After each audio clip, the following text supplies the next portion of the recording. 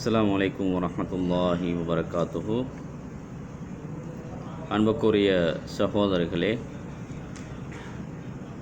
இன்று முக்கியமான ஒரு காணொளியோடு உங்களை சந்திக்கலாம் என்று நான் விரும்புகிறேன்.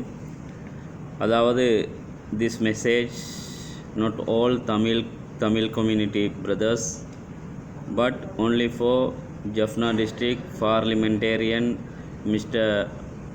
அர்ஜுனா ராமநாதன்.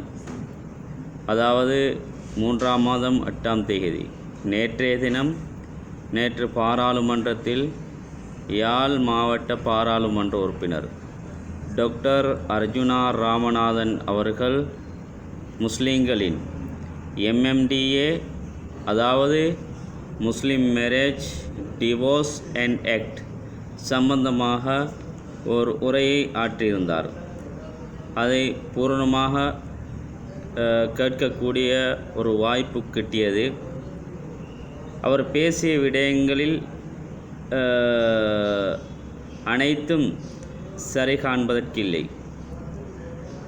அதாவது பெண்களின் திருமண வயதை மாற்ற வேண்டும் மற்றும் பெண்களுக்கு அதாவது குழந்தை பிறந்ததும் செய்ய வேண்டிய ஹத்னா அதாவது விருத்த சேதனம் நிறுத்தப்பட வேண்டும்.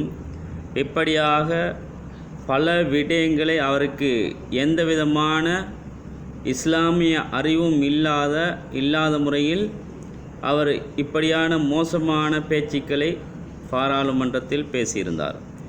ஐ ஆஸ் டாக்டர் அர்ஜுனா ராமநாதன், அதாவது உங்களுக்கு தெரியுமோ தெரியாது 12 வயதுக்கு உட்பட்ட பெண் பிள்ளைகளை யாராவது முஸ்லீம்கள் திருமணம் செய்து கொடுத்திருக்கின்றார்களா?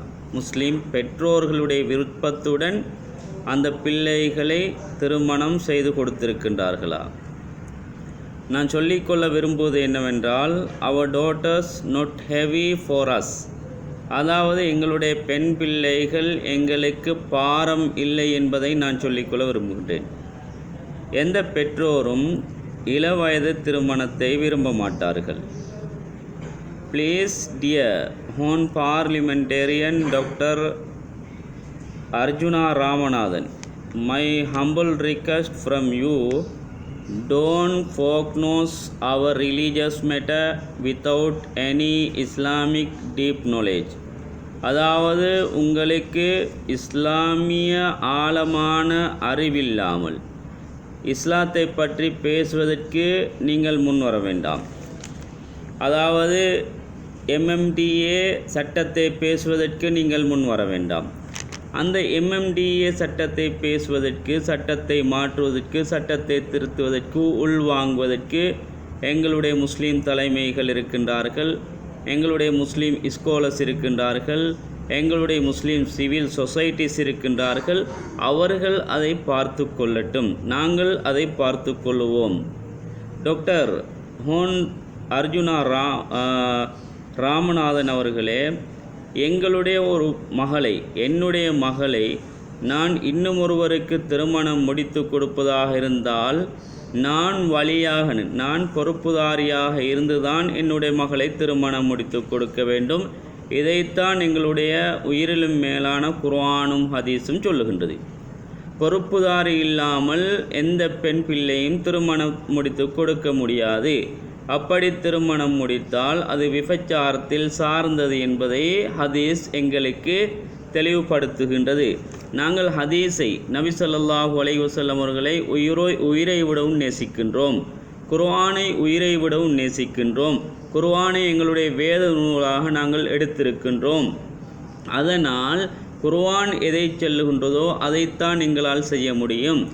எங்களுடைய நபி எதை சொல்லியிருக்கின்றாரோ அதைத்தான் எங்களுடைய வாழ்க்கையில் எடுத்து நடக்க வேண்டும். குர்ஆனும் நபியும் தான் எங்களுடைய இஸ்லாமிய வாழ்க்கையாக இருந்து கொண்டிருக்கின்றது. எனவே டாக்டர் அர்ஜுனா ராமநாதன் அவர்களே, நீங்கள் இஸ்லாமிய அறிவில்லாமல் இஸ்லாத்தை பேசுவதற்கு முன்வர வேண்டாம். அதாவது முஸ்லீம்கள் விடயத்தில் மட்டும் முழு உலகமும் கரிசனையை காட்டுகின்றது. ஏன் கரிசனையை காட்டுகின்றது என்று என்னால் ஊகிக்க முடியாது. இளவயது திருமணம் முஸ்லிம்களில் மிக மிக குறைவு என்று தான் சொல்ல வேண்டும். பேசக்கூடியவர்கள் டாக்டர் அர்ஜுனா ராமநாதன் போன்றவர்கள், இன்னும் பலர்கள் பேசுகின்றார்கள். மாற்று மதத்தைச் சேர்ந்தவர்கள், அதாவது முஸ்லீம்களுடைய பெண்களுடைய திருமண வயதை மாற்ற வேண்டும், அதே போன்று MMDA சட்டத்தில் திருத்தங்களை கொண்டு வர வேண்டும் என்றெல்லாம் பேசுகின்றார்களே, அவர்கள் அவருடைய சமூகத்தை சற்று தூக்கி பார்க்க வேண்டும். யாருடைய சமூகத்தில் இளவயது திருமணம் அதிகமாக நடைபெறுகின்றது? முஸ்லீம் சமூகத்திலா அல்லது முஸ்லீம் அல்லாத இந்துக்களுடைய சமூகத்திலா அல்லது பௌத்தர்களுடைய சமூகத்திலா இளவயது திருமணம் அதிகமாக நடக்கின்றது என்று அவர் பேசக்கூடியவர்கள் ஒரு கணம் தன்னுடைய சமூகத்தை பற்றி சீர்தூக்கி பார்க்க வேண்டும். அதாவது இளவயது திருமணம் முஸ்லீம் அல்லாத சமூகத்தில் தான் நாளுக்கு நாள் அதிகமாக நடைபெற்று கொண்டிருக்கின்றது. நீங்கள் பெர்சன்டேஜ் எடுத்து பார்த்தால் உங்களுக்கு விளங்கும், முஸ்லீம்களிலா அல்லது முஸ்லீம் அல்லாதவர்களிலா இளவயது திருமணம் அதிகமாக நடைபெறுகின்றது என்று பெர்சன்டேஜை எடுத்து பாருங்கள். டாக்டர் அர்ஜுனா ராமநாதன் அவர்களே, உங்கள் சமூகத்தில் உள்ள பிரச்சனையை தீர்ப்பதற்கு முயற்சி செய்யுங்கள்.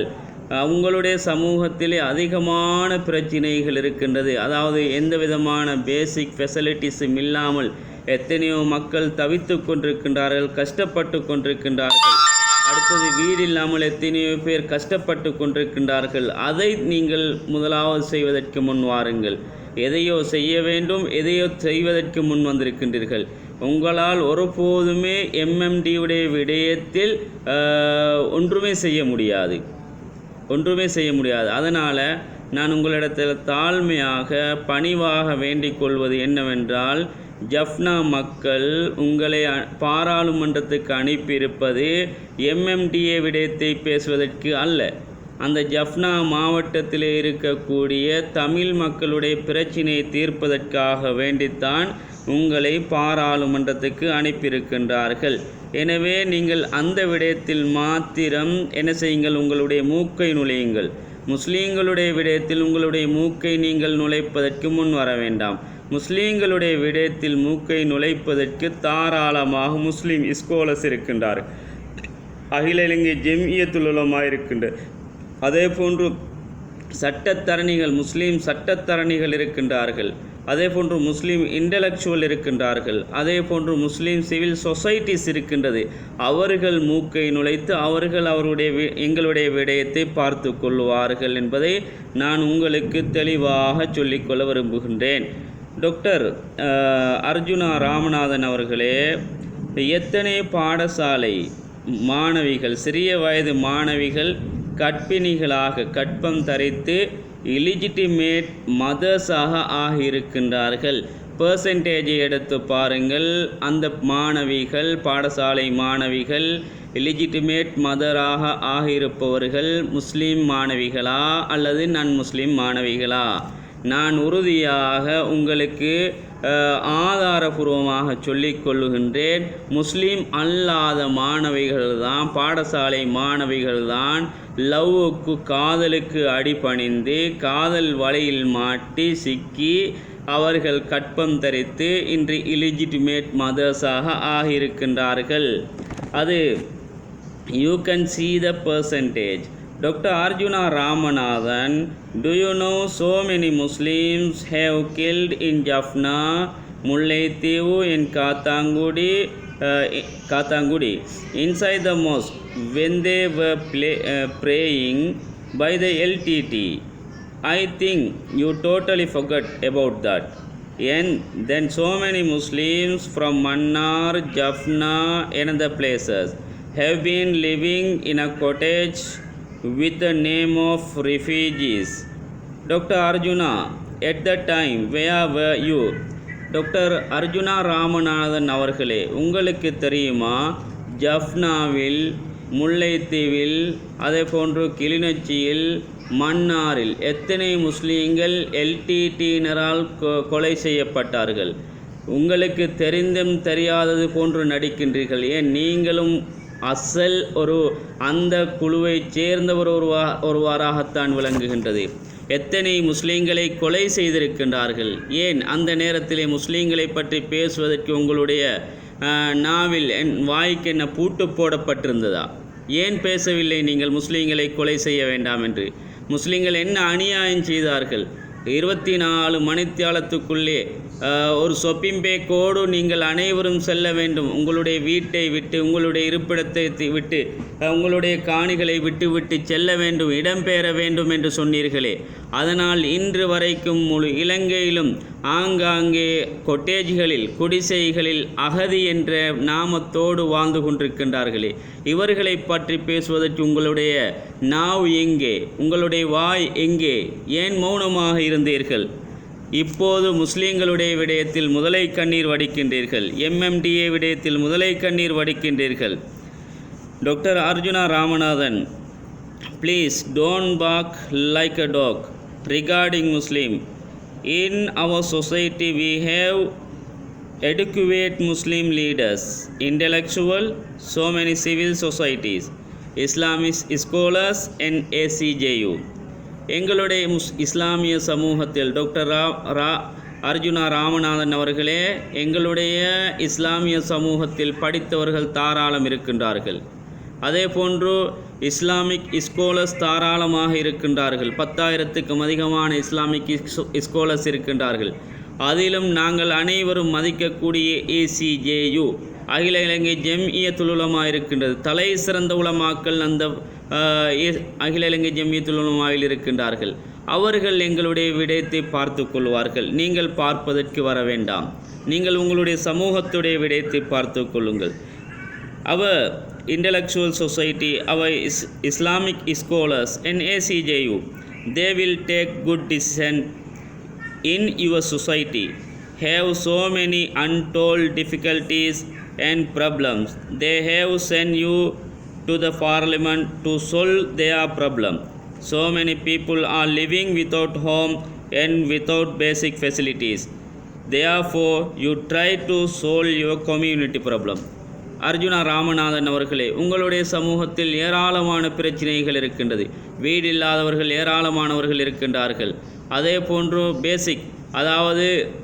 பேசிக் ஃபெசிலிட்டிஸ் இல்லாதவர்கள் ஏராளமானவர்கள் இருக்கின்றார்கள் உங்களுடைய மாவட்டத்தில்.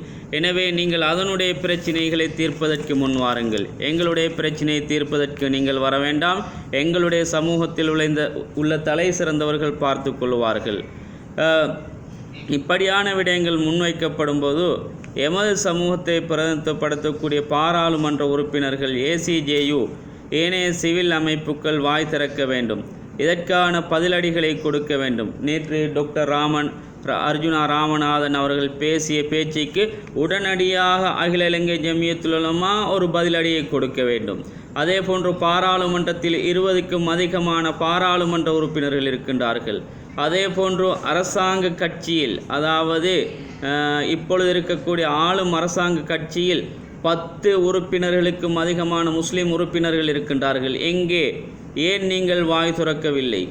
ஏன் உங்களால் பேச முடியாமல் போய்விட்டது? கட்டாயம் நீங்கள் அதற்கு பதிலடி கொடுத்திருக்க வேண்டும். நான் நினைக்கின்றேன் முனீர் முலஃபர் அவர்கள் மட்டும்தான் பாராளுமன்ற உறுப்பினர். முனீர் முலஃபர் நலீமி அவர்கள் மட்டும்தான் ஏதோ ஒரு சிறியதொரு பதிலை கொடுத்திருக்கின்றார் என்று நான் நினைக்கின்றேன். முஸ்லீம்களில் MMDA விடயத்தில் வாய் துறந்த டாக்டர் ராமநாதன் அண்மையில் ஒரு மௌலவி அவர்கள் ஒரு போலீஸ் உத்தியோகத்தரால் தாக்கப்பட்டிருந்தார். அது எல்லா சமூக வலைத்தளங்களிலும் பரப்பப்பட்டிருந்தது. ஆனால் MMDA விடயத்தில் பேசக்கூடிய இந்த டாக்டர் ராமநாதன் அர்ஜுனா ஏன் இந்த தாக்கப்பட்ட மௌலவியுடைய விடயத்தில் ஒரு வார்த்தை கூட பேசவில்லை? முஸ்லீம்களோடு பற்றிருந்தால் அதையும் அவர் பேசியிருக்கத்தானே வேண்டும். ஏன் நீங்கள் பேசியிருக்கவில்லை? அடுத்தது நான் சொல்லிக்கொள்ள விரும்புவது என்னவென்றால், காதியாக நியமிக்கப்படக்கூடியவர்கள் மடையர்கள் யாரும் காதியாக நியமிக்கப்படுவதில்லை. படிக்காதவர்களை யாரும் காதியாக நியமிக்கப்படுவதில்லை. 24 மாவட்டம் 25 மாவட்டத்தில் இருக்கக்கூடிய காதி நீதிபதிகளை எடுத்து பாருங்கள். அவர்கள் யார்? நியமிக்கப்பட்டிருக்கக்கூடியவர்கள் எப்படிப்பட்டவர்கள்? நல்ல இன்டலெக்சுவலைத்தான் காதி நீதிபதியாக நியமிக்கப்பட்டிருக்கின்றார்கள். வெறும் மடையர்கள் அல்ல. ஒரு பெண் டிவோர்ஸ் கேட்டால் ஒரு ஆண் டிவோர்ஸ் கேட்டால் உடனே எந்த காதியும் ஆணுக்கோ பெண்ணுக்கோ விவாகரத்து கொடுக்க மாட்டார்கள். அவர்களுடைய கடமை என்ன, அவர்களுடைய டியூட்டி என்ன? உடனே டிவோர்ஸ் கொடுப்பது அவர்களுடைய டியூட்டி இல்லை. ஒரு ஆண் வந்தாலும் உடனே டிவோர்ஸ் கொடுக்க முடியாது அவர்களால். ஒரு பெண் வந்தால் உடனே டிவோர்ஸ் கொடுக்க முடியாது. பல மாதங்கள் வழக்கு பேசி, பல முறை வழக்கு பேசி எந்த அளவுக்கெல்லாம் சமரசப்படுத்த முடியுமோ அந்த அளவுக்கு சமரசப்படுத்துவதற்குத்தான் முயற்சி செய்வார்கள். உடனே பிரிப்பதற்கு முயற்சி செய்ய மாட்டார்கள். எவ்வளவுக்கு சமரசப்படுத்தி அவர்கள் இருவரையும் ஒன்று சேர்த்து வைக்க முடியுமோ அந்த விடயத்தில் தான் காதி நீதிபதிகள் கண்ணும் கருத்துமாயிருப்பார்கள். அவர்கள் கொடுக்கப்பட்ட வேலையை சிறந்த முறையில் செய்து கொண்டிருக்கின்றார்கள். அதே போன்று நீங்கள் இன்னொரு விடயத்தை சொன்னீர்கள். முஸ்லீம் பெண் பிள்ளைகள் பிறந்தால் அவர்களை விருத்த சேதனம் செய்வது, இதனை இல்லாமல் ஆக்க வேண்டும் என்று சொன்னீர்கள். அதிலே மாற்று கருத்துக்கள் இருக்கின்றது. ஒரு சிலர்கள் முடியும், ஒரு சிலர்கள் முடியாது. எப்படியான விருத்த சேதனம் தெரியுமா? அதாவது தான் பெற்றெடுத்த பிள்ளைக்கு, பெண் பிள்ளைக்கு விருத்த சேதனம் செய்து முடிந்ததா இல்லையா என்று தெரியாத அளவுக்கு, தந்தை கணவனுக்கு தெரியாத அளவுக்கு மனைவி அதனை செய்யக்கூடியவர்களின் மூலமாக செய்து முடித்து விடுவாள். இது ஒன்றும் பெரிய ஒரு விடயம் அல்ல. இது ஒன்றும் பெரிய விடயம் அல்ல. இதனை பற்றி பேசக்கூடிய நீங்கள், எத்தனை முஸ்லீம்கள் துண்டு துண்டாக கொலை செய்யப்பட்டார்கள், எத்தனை முஸ்லீம்களுடைய உயிர்கள் இன்று வரைக்கும் அவர்களுக்கு என்ன நடந்தது என்று தெரியாமல் இருக்கின்றது. ஏன் அதை பற்றி பேசாமல் இந்த ஒரு சிறிய உறுப்பை சிதைப்பதை பற்றி பேசுகின்றீர்கள்? அவ்வளவுக்கு முஸ்லீம்களோடு இருக்கக்கூடிய அக்கறையா? இது மார்க்கத்தில் ஒரு அங்கமாக இருந்து கொண்டிருக்கின்றது. இதில் மாற்று கருத்துகள் இருக்கின்றது. ஒரு சிலர்கள் செய்யலாம், ஒரு சிலர்கள் செய்யாமல் விடலாம் என்றும் மாற்று கருத்துகள் இருக்கின்றது. நீங்கள் பேசுவதற்கு இந்த விடயத்தில் உங்களுக்கு அருகதையே இல்லை. நாங்கள் அதனை பார்த்து கொள்வோம். எங்களுடைய இஸ்லாமிய ஸ்காலர்ஸ் அதனை பார்த்து கொள்வார்கள். எனவே தேவையற்ற விடயத்தை நீங்கள் உங்களுடைய மூக்கை நுழைக்காமல், உங்களுடைய சமூகத்துடைய விடயத்தில் உங்களுடைய மூக்கை நுழைத்து சமூகத்துக்கு என்னவெல்லாம் உங்களுக்கு செய்ய முடியுமோ, உங்களுடைய அந்த பாராளுமன்ற காலத்தில் அந்த பாராளுமன்ற கதிரை அலங்கரிக்காமல் உங்களுடைய சமூகத்துக்கு செய்யக்கூடிய சேவை தாராளமாக செய்யுங்கள். எங்களுடைய சமூகத்துக்கு நீங்கள் ஒன்றும் செய்ய தேவையுமில்லை. எங்களுடைய அதாவது இஸ்லாமிய விடயங்கள், இஸ்லாமிய அறிவில்லாமல் இஸ்லாத்தை பற்றி பேசுவதற்கு நீங்கள் முன்வரவும் வேண்டாம் என்று கேட்டு விடைபெறுகின்றேன். அஸ்ஸலாமு அலைக்கும் வரஹ்மத்துல்லாஹி வபரகாத்துஹு.